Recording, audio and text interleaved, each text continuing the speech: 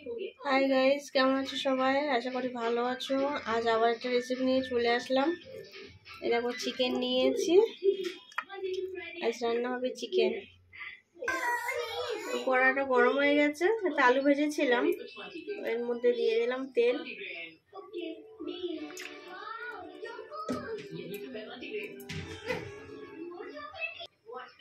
তেলটা গরম হয়ে গেছে, আমি এবার পেঁয়াজটা দিয়ে দিলাম।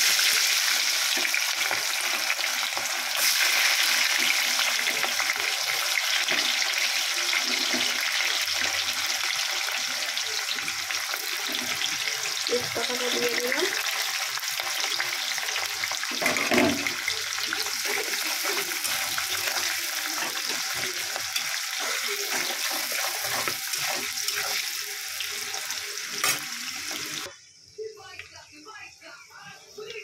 রসুনটা কেটে করে রেখে দিলাম, দিয়ে দেবো।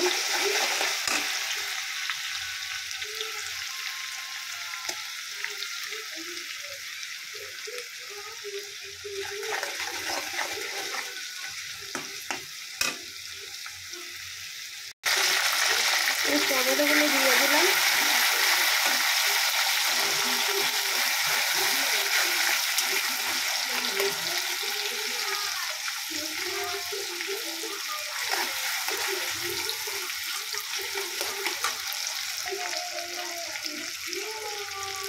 মাংসটা ঢেলে দেবো।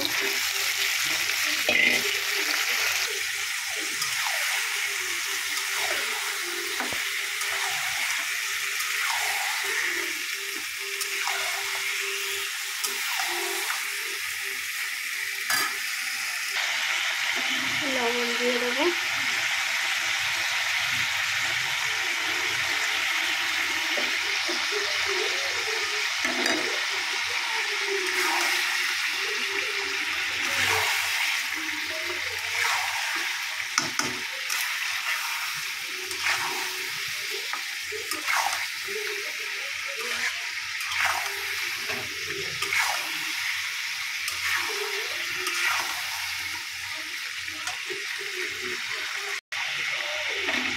আদাটা খেতে করে রেখেছিলাম, আদা দিয়ে দিলাম।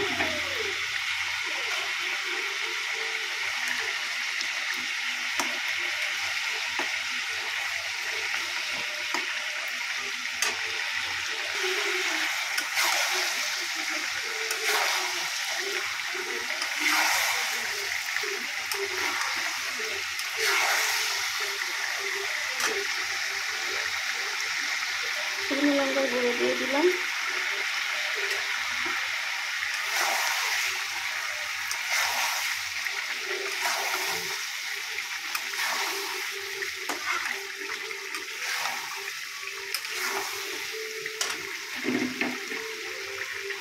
জিরের গুঁড়ো,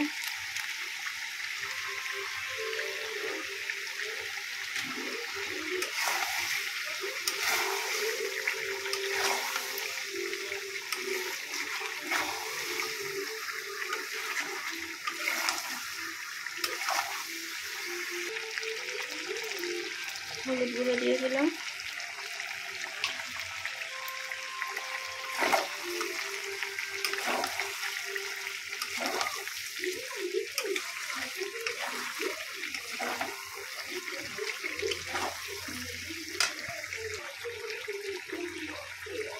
অল্প একটুখানি জল দিয়ে দেবো, কড়াই লেগে যাচ্ছে তো।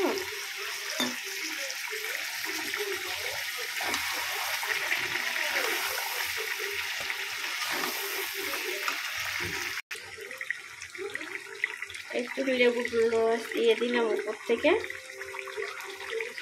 লেবুর রসটা দিলে কি মাংসটা যে গলে যায় না, গলে যাবে না, মানে একদম গোটা গোটা থাকবে, খুব সুন্দর।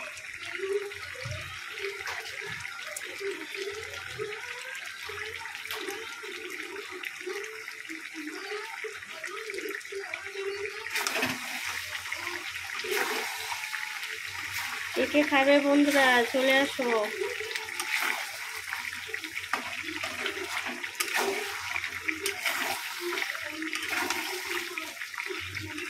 এইভাবে একবার বাড়িতে বানিয়ে খাবে, দেখবে দারুণ টেস্ট লাগবে, আর গন্ধটা খুব সুন্দর আসছে।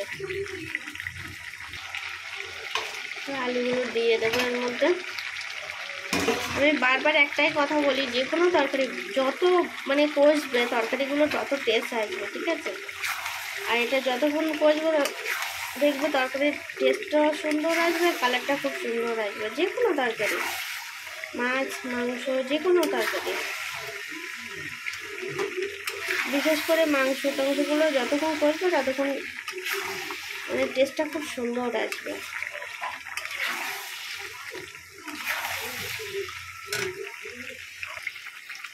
একটু জল দেব, জল দিয়ে ঢাকা দিয়ে দেবো।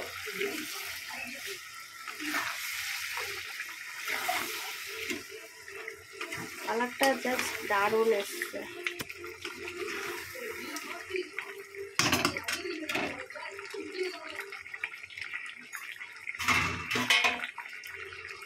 ঢাকা দিয়ে দেবো একটু।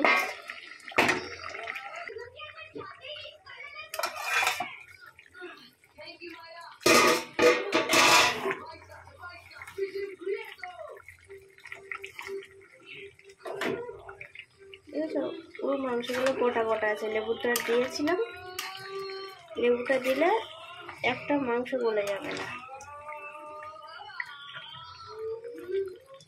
একেবারে জল দিয়ে দেবো।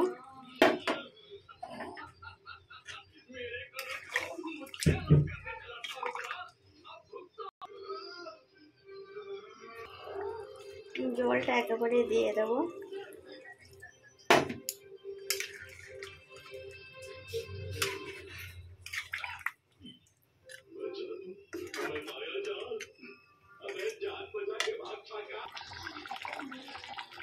অল্প একটু লবণ দিয়ে দিলাম, লবণ হয়েছে অবশ্যই।